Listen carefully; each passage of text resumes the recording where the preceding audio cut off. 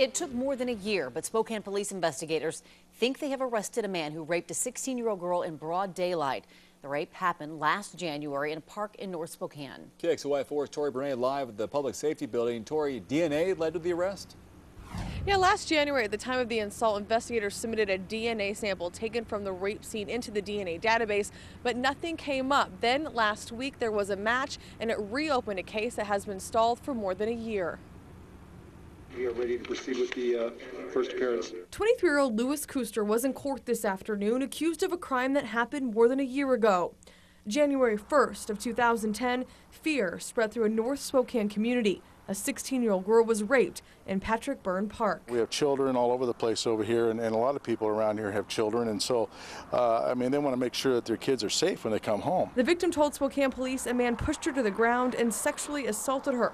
The teenager found her mom and immediately called 911. At that time, we collected a couple pieces of evidence, one being DNA, we believe, from the male part.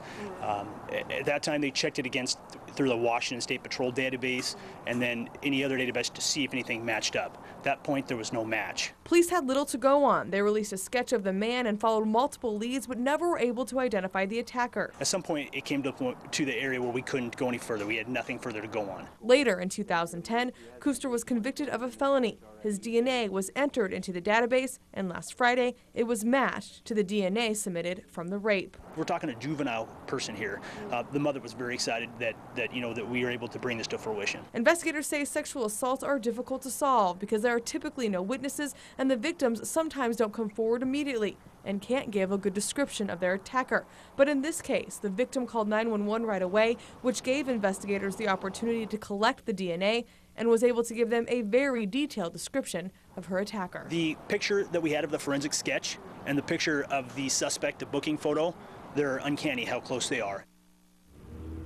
Kuster was never a suspect in this crime, and police were only able to make his arrest based off of that DNA match. His bond today was set at $250,000. In Spokane, Tori Brunetti, KXLY4 HD News.